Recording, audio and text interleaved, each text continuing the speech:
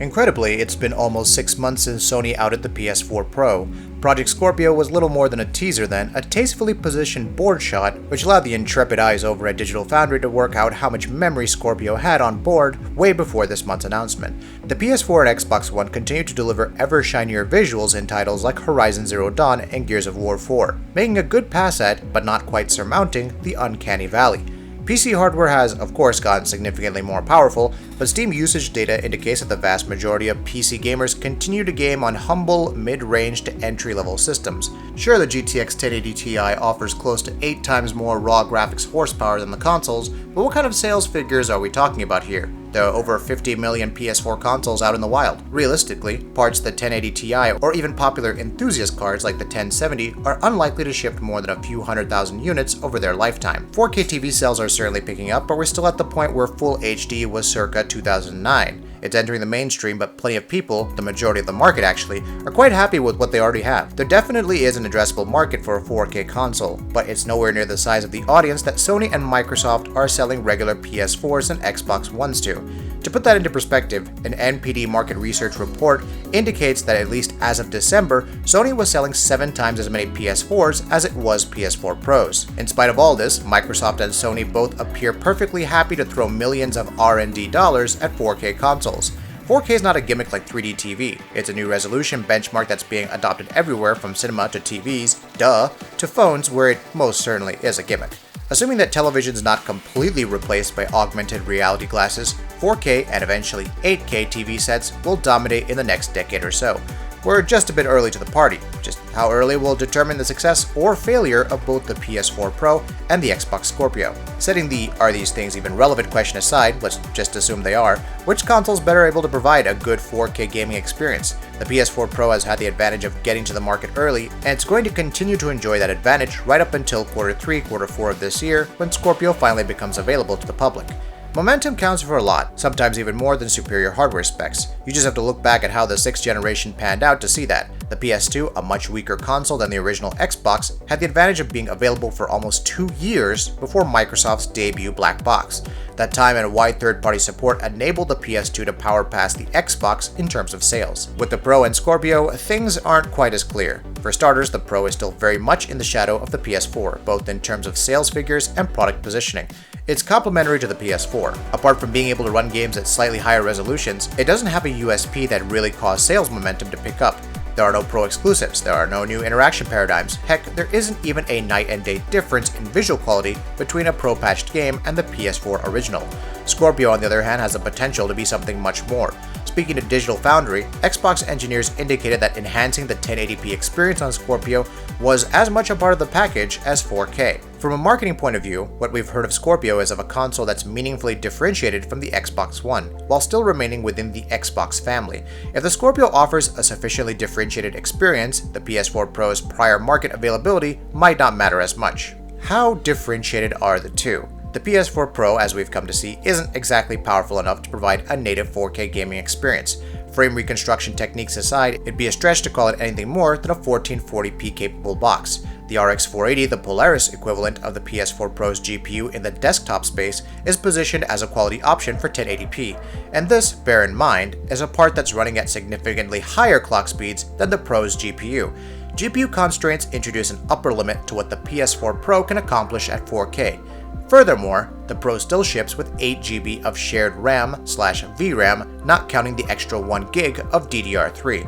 More than anything else, 4K is incredibly intensive on VRAM. Leave aside any increase in texture resolution to take advantage of the extra pixels. Merely rendering a game as is at 4K can eat up a substantially greater amount of video memory than running at 1080p. Factoring out OS RAM requirements and considering the extra DDR3 RAM, the PS4 Pro has, at best, 6.5GB of shared memory to work with, not all of which, obviously, can be used as video memory. We're talking about access to 4GB of video memory or less in real-world situations. As games like Deus Ex Mankind Divided show on PC, 4GB of VRAM is often insufficient at 1080p, let alone at 4K. I run a 4GB Radeon Fury here. From personal experience, I've encountered hitches and stutter at 1080p in several titles due to VRAM utilization getting maxed out. Surprisingly, the relative lack of VRAM shows up in Pro-enhanced titles. Despite the admirable increase in resolution, Texture assets remain unchanged from the PS4 original, and still below PC's max setting. Increased texture resolution is one of the key benefits to gaming in 4K, and this is something the Pro's not quite able to hand in. The PS4 Pro is very clearly a stopgap product. That's not a criticism, it's the way Sony's marketed the Pro after all. And considering all that talk about iterative console development, it's a possibility that we'll see something that's meaningfully better than the Pro, or Sony may just release a PS5 instead within the next few years. It's not all bad news though. 1440p and 1800p do look meaningfully better on 4K screens than Full HD.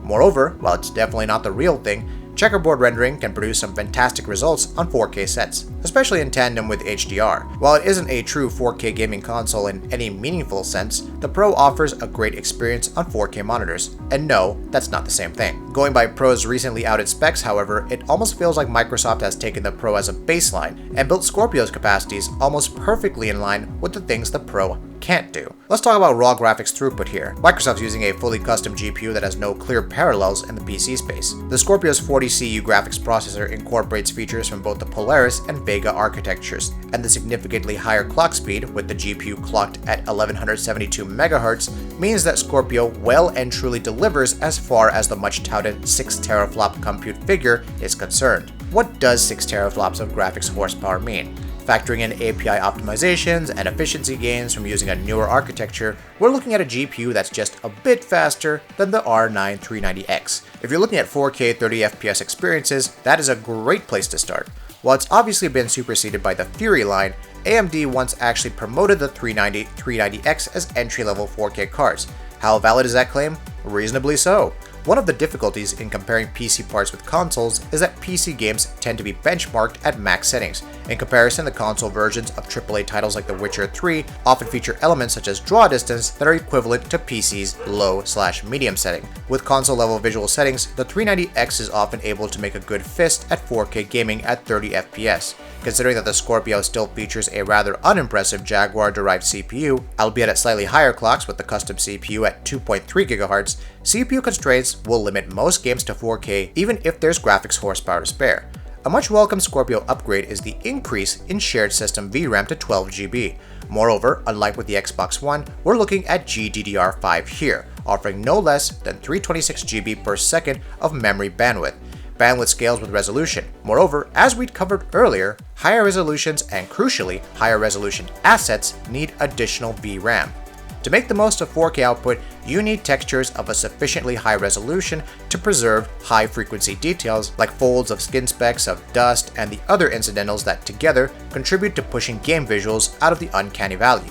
The extra memory allocation will go a long way, ensuring that Scorpio can display higher resolution texture assets that make the best use of its 4K output. Lastly, while the Scorpio's processor is still undoubtedly meh, the 31% increase in CPU clocks relative to the Xbox One mean that in CPU-bound scenarios, the Scorpio will be better able to keep minimum frame rates above the crucial 30fps mark. Moreover, the tight integration of DirectX 12 with the hardware cuts down significantly on CPU overhead. This is something of a positive externality. If Scorpio becomes a success, we'll see developers making increased use of the DirectX 12 feature set. This has positive implications for DirectX 12 performance in PC games. All in all, the incremental CPU update is in line with Microsoft's 4K 30 vision, just about enough to bring frame rate minimums up to the mark for a consistent experience.